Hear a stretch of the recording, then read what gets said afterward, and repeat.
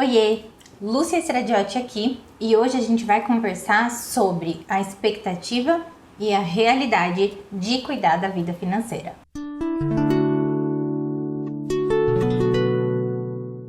Eu quis falar sobre isso porque todos os dias eu recebo comentários de pessoas me pedindo para ajudar a organizar a bagunça financeira. Pode ser porque tem dívidas, pode ser porque simplesmente as contas não fecham, porque sente que podia estar melhor, mas não consegue se organizar, porque já tentou várias vezes e não conseguiu, enfim. Seja qual for a situação, as pessoas me procuram achando que eu vou ter uma resposta pronta e provavelmente uma fórmula mágica para que os problemas financeiros desapareçam. Mas, na prática, não é bem assim. E aí eu quero falar com você sobre isso porque se você carrega dentro de você, mesmo que inconscientemente, essa expectativa de que você vai fazer uma coisa pontualmente, uma ação e isso vai resolver sua vida financeira de vez, você está errada e você precisa trabalhar essa expectativa para não se frustrar. Porque eu garanto para você que não tem nada hoje, ninguém nunca inventou uma planilha mágica ou alguma coisa que você faça pontualmente uma vez e pronto, todos os seus problemas acabaram. Então, vamos falar um pouquinho sobre isso, vamos alinhar as expectativas, segura a emoção aí comigo e eu espero que esse bate-papo traga para você alguns insights do quão importante é considerar a vida financeira da forma como ela realmente é, olhando para a vida financeira como muito mais do que simplesmente cuidar dos números. Bom, quando você pensa aí em organizar a sua bagunça financeira, muito provavelmente a primeira coisa que te vem na cabeça é uma planilha. Pode ser que seja a planilha que você já usa, pode ser que seja uma planilha que você já tentou usar e não conseguiu, ou pode ser que seja uma planilha ideal que ainda não existe, mas que você está imaginando aí que deva existir, só que ela nunca chegou até você.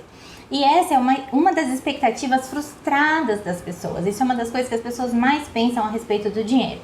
Bom, eu preciso de uma planilha mega blaster, linda, maravilhosa, toda preparada, cheia de fórmulas complexas. Eu vou aprender a usar essa planilha, eu vou colocar todos os meus gastos ali e magicamente as contas vão bater e os problemas vão acabar. E aí eu quero começar dizendo aqui que isso não vai acontecer. Primeiro porque eu não acredito na planilha, e eu já vou te explicar o que eu quero dizer com isso, tá? Mas não adianta simplesmente você querer ter uma planilha que de repente é super complexa, super cheia de fórmulas, que você vai preencher uma ou duas vezes e depois você vai cansar de preencher, porque afinal de contas dá mais trabalho preencher planilha do que depois ficar lá, né, se lamentando por conta das contas que não estão batendo. Então, não adianta você encontrar uma solução boa, mas que não seja sustentável. E a planilha, ela não é a única forma de cuidar do dinheiro, ao contrário do que muita gente pensa. Eu já tive cliente me procurando falando, Lúcia, eu preciso dar um jeito na minha vida financeira, mas eu nem uso o computador. E eu não sei como fazer isso. Gente, você não precisa de planilha, você não precisa de aplicativo, você não precisa de nada cheio de tecnologia e super complexo. Se você tiver uma folha de caderno e um lápis, você consegue cuidar da sua vida financeira. O que você precisa é coragem para olhar para os números.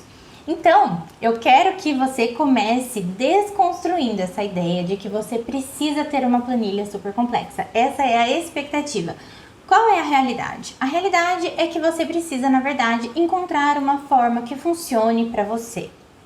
E que seja, além de possível, simples e prática, que ela seja sustentável. O que isso quer dizer? Que você consiga estabelecer uma certa frequência e que você tenha consistência para manter essa prática por um tempo. Por quê? Lembra que eu falei que as pessoas esperam que elas vão preencher a planilha, as contas vão bater e pronto? Não é bem assim. Cuidar do dinheiro é um processo contínuo, então não adianta você pensar numa ação pontual. As pessoas chegam para mim pedindo consultoria, por exemplo.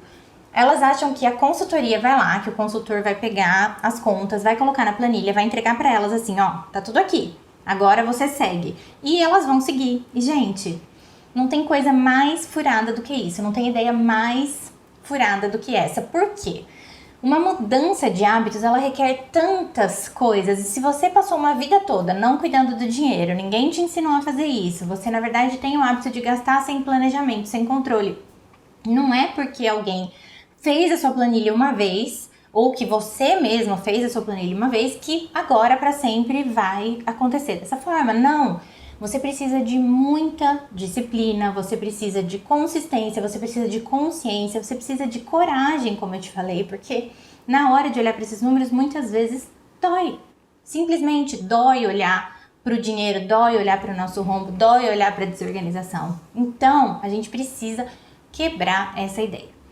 Além disso, a gente precisa também esquecer a ideia de que é um processo pontual. E parar de esperar que seja uma solução, né? Então assim, nossa, eu não vou olhar para isso agora, eu vou esperar quando eu estiver pronta ou quando eu tiver mais dinheiro, eu vou lá, vou pagar um processo e pronto, aí eu resolvo minha vida de vez. Gente, de novo, é um processo contínuo e ele requer muito mais olhar para você do que olhar para suas contas. Então, quando a pessoa tá esperando ganhar mais dinheiro, por exemplo, para organizar a vida, ou é que eu vou receber aquele dinheiro ali, daí fica mais fácil, ou então, eu vou esperar as parcelas terminarem. Gente, isso não vai resolver, porque eu não sei se você já percebeu, mas eu tenho certeza de que já percebeu que é assim que funciona. Uma parcela acaba, a outra entra no lugar. O dinheiro entra, começa a entrar mais, automaticamente você começa a gastar mais. E se isso acontece por aí, não é mera coincidência, é porque é assim que a gente funciona, é assim que de fato as coisas acontecem. Então a gente vai precisar quebrar, na verdade, essa ideia de que eu preciso esperar o momento certo para olhar para a vida financeira e entender que antes até de a gente começar a olhar para esses números e colocar números na planilha, ou no caderninho, ou no aplicativo, ou onde quer que seja, você precisa dar um passo para trás e você precisa olhar para você. Você é o ponto central dessa história toda. Você é a chave desse processo. E aí, algumas pessoas, inclusive, entendem que elas não estão cuidando do dinheiro porque elas têm um problema muito sério de autoestima, de alto valor, de merecimento. E da mesma forma como elas se boicotam para cuidar de si mesmas, elas estão boicotando o cuidado com o dinheiro. E aí pode ser que a hora que eu tenha falado isso pra você fale, não, nossa, comigo isso não acontece, com certeza, porque eu quero cuidar da vida financeira. Mas pode ser também que tenha tocado um sininho aí e um sinal de alerta tenha se acendido, você tenha falado, realmente tá rolando isso por aqui, tá rolando auto-boicote. E aí eu quero te dizer que é muito normal que esteja, né? Pode ser que você esteja percebendo isso, pode ser que não, mas se você estiver percebendo isso, calma, não é só com você. E eu vou te falar aqui algumas coisas que você precisa ir considerando e integrando para conseguir vencer essa primeira barreira, que é você mesma, que é a barreira que você se coloca e é a sua cabeça, é só isso. Nós, mulheres em geral, mas principalmente se você já for mãe, temos uma tendência forte a doar o nosso tempo, a nossa energia, a nossa disposição. A gente acha que, a gente precisa estar disponível para as pessoas o tempo todo e a gente acaba colocando tudo em primeiro plano e nós ficamos para segundo plano. O que acontece muitas vezes é que você não está habituada, você não foi educada a cuidar de si mesma, né? A gente foi muito educada a cuidar dos outros, a cuidar, a se disponibilizar para os outros, a doar nosso tempo para os outros, mas a gente não é educada a cuidar da gente mesma. Hoje em dia tá muito em alta, né? A gente falar de auto-amor e autocuidado, mas é muito mais fácil falar do que fazer. É muito mais fácil a gente ver as pessoas fazendo isso do que a gente adotar práticas na nossa vida de realmente olhar para nós mesmas e nos cuidar. E junto com o auto-amor e autocuidado, né, eu até diria que a prática que mais representa o autocuidado é o autoconhecimento. Você precisa olhar para você e mergulhar em você e entender por que é que hoje você é da forma como é, age da forma como age, por que é que as coisas estão acontecendo dessa maneira e o que é que precisa ser feito para que daqui para frente as coisas sejam diferentes. Sem esse processo, sem essa etapa fundamental, não existe mudança. Não tem como a gente mudar adotando uma solução paliativa. Na verdade, até vai acontecer uma leve mudança, uma mudança superficial. mas a mudança que precisa acontecer de fato lá na raiz, né, que é a causa do problema, a gente não vai conseguir proporcionar, a gente não vai conseguir promover se a gente não mergulhar no autoconhecimento. Então, quando eu falo mergulhar é porque realmente não dá pra gente tratar a questão com superficialidade. E aí, quando as pessoas vêm me pedindo, qual planilha você indica? Eu falo, nenhuma, né? E as pessoas ficam chocadas, porque eu poderia muito bem estar distribuindo planilha gratuita, vendendo uma planilha super bem elaborada, mas eu não acredito nisso. E eu quero que você entenda que isso não vai te levar a lugar nenhum.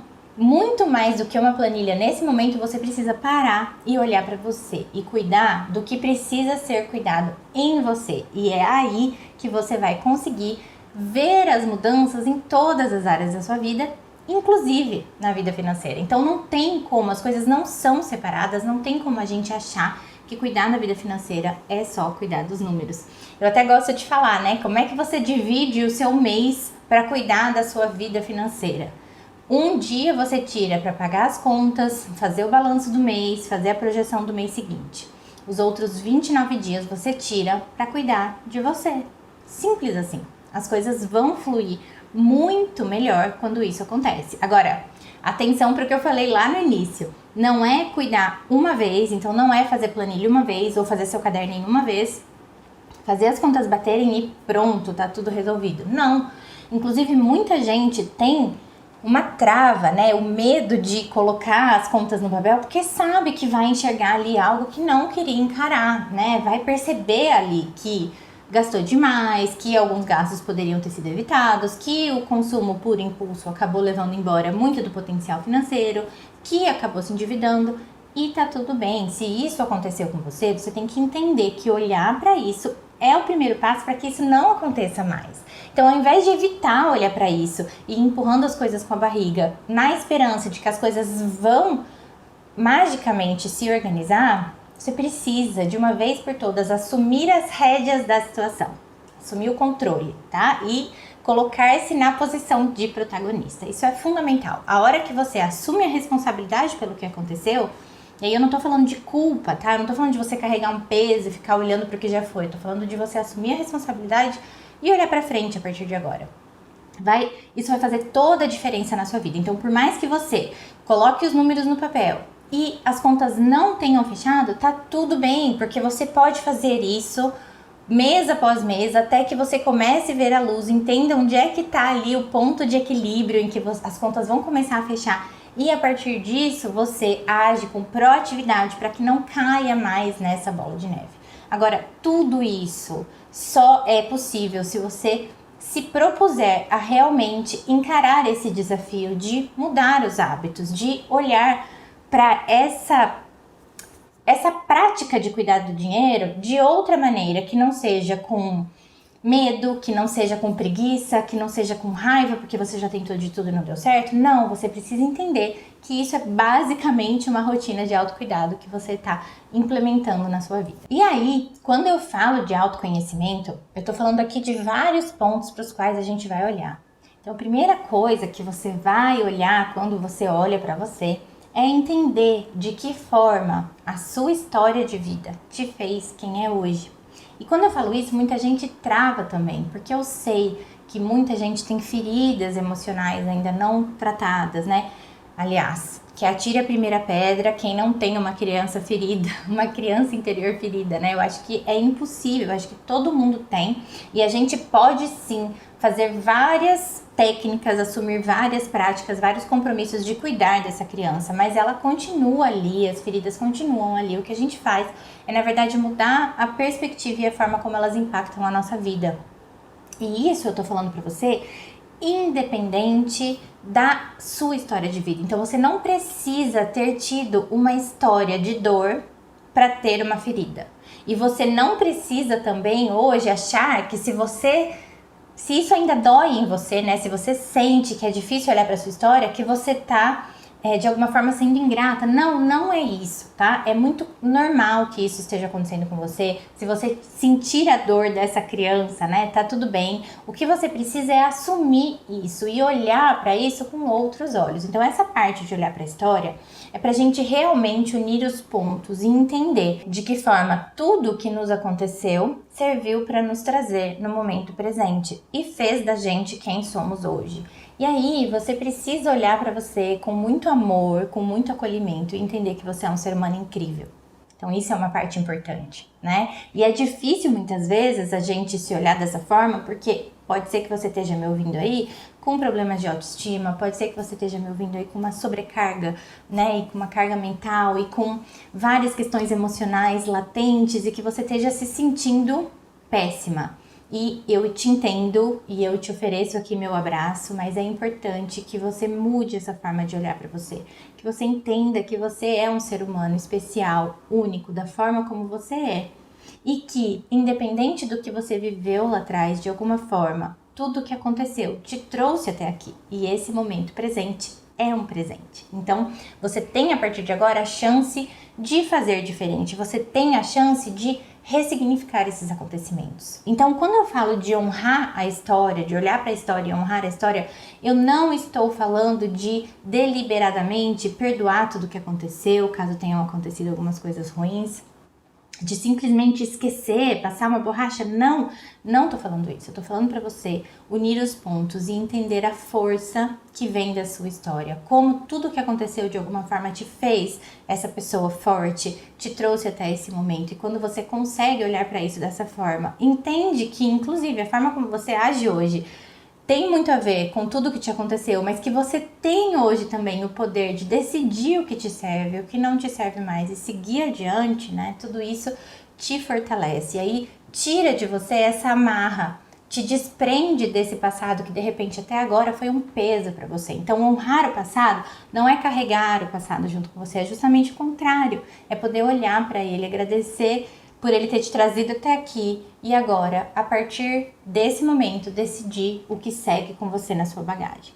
A partir desse olhar para a história, a gente vai também cuidar das crenças. Então, essa é a realidade. Não tem como cuidar da vida financeira sem a gente cuidar das nossas crenças. E as crenças nada mais são do que aquelas programações mentais que ficaram aí na nossa cabeça, que foram se formando por conta justamente de todos esses acontecimentos. Então, eu vou dar um exemplo meu, né? Quando eu era pequena, meus pais colocavam um dinheiro numa poupança. Eu tinha mais ou menos uns 10 anos. E eles colocavam um dinheiro numa poupança pra mim. Eles me disseram que eu tinha essa poupança e eles punham o dinheiro lá. E eu podia ir ao banco, na cidade pequena na época, passar o cartão na máquina de sacar dinheiro e tirar um saldo no papelzinho amarelo, onde eu via quanto dinheiro tinha. E era pouquinho e eu não usava pra nada, mas era uma poupança e eu via o dinheiro crescendo aos poucos e eu ficava super feliz com aquilo. Até o dia em que meus pais precisaram tirar o dinheiro de lá para complementar a reforma da casa que eles estavam fazendo. Apesar de não ser muito dinheiro, eles usaram daquele dinheiro, mas eles não falaram pra gente. Eles simplesmente usaram o dinheiro pra reforma. E aí eu fui tirar o tal do papelzinho amarelo e eu percebi que não tinha dinheiro lá. E aquilo me gerou uma crença muito forte. Lógico que meus pais conversaram com a gente, explicaram e ficou tudo bem, né? Depois. Mas naquele momento eu senti que eu fui roubada, né? Eu me senti invadida. E aí isso me gerou uma crença forte. Então o que começou a acontecer? Quando eu cresci mais, eu tive a minha primeira conta corrente, eu tive meu talão de cheques, era que eu usava inclusive o limite do cheque especial, para não deixar nenhum centavo na minha conta, para não correr o risco de alguém me roubar. E eu usava, inclusive, o cheque especial que não era meu, era do banco, era dinheiro do banco, né? E que eu só fui entender isso depois, mas eu queria tirar até aquele dinheiro que estava lá de alguma forma disponível para mim. E você vê, não foi nada muito ruim, não foi uma coisa aterrorizante que aconteceu, mas foi o suficiente para formar uma crença negativa, uma crença que me limitou por muito tempo, porque eu sentia medo. E sempre que a gente tem medo de alguma coisa, isso impacta negativamente as nossas finanças. Então é importante você entender que, independente da história que você teve, independente do quanto você consiga se lembrar ou recuperar esses momentos também, você tem crenças. E quando a gente olha para a história conecta os pontos e entende por que a gente tem essas crenças, a gente traz para a consciência algo que antes era só inconsciente, ou seja, estava lá nas profundezas guardadinho, estava atuando na nossa vida sim, mas que a gente não dava conta disso, né? Não percebia. E a gente traz para a consciência, então a gente joga luz nessa questão. Quando a gente joga luz nessa questão, a gente consegue trabalhar ela, a gente consegue se ligar. Então é como se a gente ligasse um sinalzinho de alerta. E cada vez que aquela crença fosse atuar de novo na nossa vida, a gente fala assim, opa, crença. Então, ela não deixa de existir, você não tira ela daí, você não se desconecta da sua história, sabe? Você tira o peso, você tira aquele significado ruim ou negativo que aquilo tinha pra você e você atribui um outro significado, neutro ou positivo ou mais leve, e de alguma forma aquilo perde o peso que tinha na sua vida. Então, não sei se deu pra você entender, mas comecei falando aqui que a expectativa das pessoas é fazer uma planilha, mexer nos números, mexer nas contas e pronto, seguir com tudo fluindo. Quando, na verdade, enquanto a gente não faz todo esse processo de olhar para si mesma, de cuidar da gente, de cuidar de questões muito mais profundas do que simplesmente aquilo que está na superfície, que são os números, a gente não consegue mudanças efetivas e duradouras.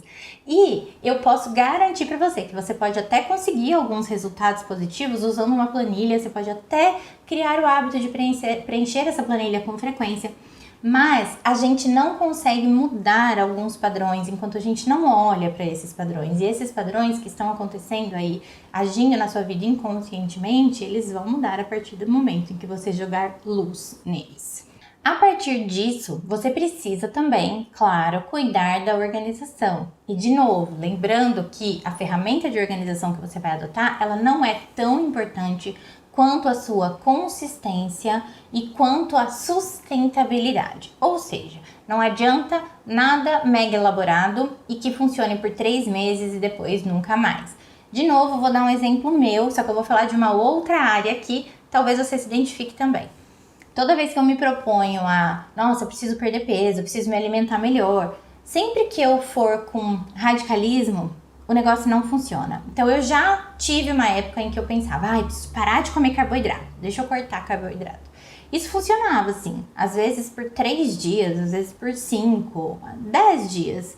Só que depois desse tempo de privação, eu voltava com um efeito rebote, ou seja, tentando compensar aquela falta daquele momento em que eu fiquei sem comer, sabe? Então, era algo que até funcionava, mas era uma solução paliativa, porque no fundo o que eu precisava era mudar meu hábito alimentar e não deixar de comer algo por um tempo, ver um efeito talvez até positivo no meu corpo, mas depois voltar a comer da mesma maneira, às vezes até mais, porque o seu corpo está tentando equilibrar.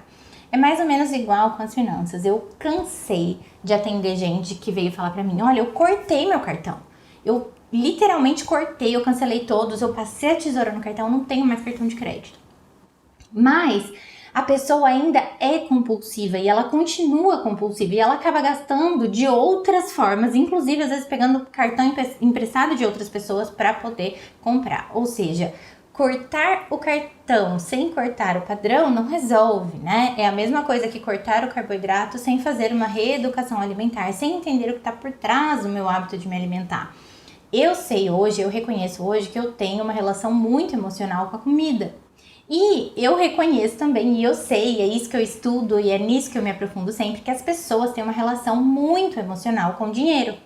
Prova disso é que muita gente gasta para compensar alguma coisa que está em desequilíbrio na vida. Muita gente está descontente com o trabalho e acaba gastando todo o salário por desforra, porque acha que merece comprar coisas para si mesma, porque senão não tem sentido continuar trabalhando. E as pessoas entram numa bola de neve gigante.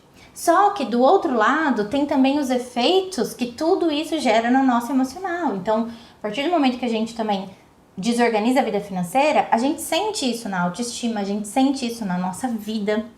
A hora que a vida financeira desorganiza, parece que a vida toda desorganiza. E é lógico que isso acontece, porque a vida financeira, ela tá tocando todas as outras áreas da vida. Quando a vida financeira tá uma bagunça, a vida fica uma bagunça e o nosso emocional fica uma bagunça. Acontece que acaba havendo aí uma inversão de valores, então a gente acaba perdendo a saúde emocional por conta da saúde financeira não tá muito bem, sabe? E dinheiro nenhum no mundo paga a nossa saúde emocional. A gente precisa lembrar disso, né? Então, é muito importante que você consiga manter as finanças equilibradas para que a sua saúde emocional também fique mais equilibrada, para que você fique melhor. E de novo, né, ouvindo tudo isso, espero que você esteja desconstruindo a expectativa, a ideia de que é só colocar os números numa planilha até as contas baterem e pronto, tá tudo bem, né? Não é. E não é um processo pontual. Tudo isso que eu tô falando para você, eu ajudo as minhas clientes em mentoria, eu acompanho elas num processo profundo de autoconhecimento. Mas eu não só faço isso uma vez, mas eu ensino elas a seguirem fazendo essas reflexões e esses questionamentos sempre que elas precisarem. Porque não é um processo pontual, é um contínuo. Então sim, você vê muita melhora num primeiro momento e você segue com essa melhora, mas você vai sempre ter algo para melhorar. E as coisas podem sair do lugar, de repente, e você volta nesse caminho que você conhece, que é o caminho do autoconhecimento, e as coisas voltam a se equilibrar. Então é muito importante você entender que não é esse processo superficial, prático e racional que todo mundo pensa. A expectativa de cuidar do dinheiro é muito diferente da realidade, mas eu garanto para você que a realidade ela é muito mais efetiva, ela vai trazer muitos benefícios e o mais importante de tudo é que ela não vai trazer benefícios só nos números, só na vida financeira. Você vai cuidar de você e você vai ver os benefícios disso na sua vida e claro, isso vai impactar também positivamente a vida da sua família. Bom, se essa mensagem fez sentido para você, lembra de compartilhar ela com alguém, deixa seu like aqui também, ativa as notificações para você receber sempre que tiver vídeo novo e a gente se vê no próximo. Beijo e até!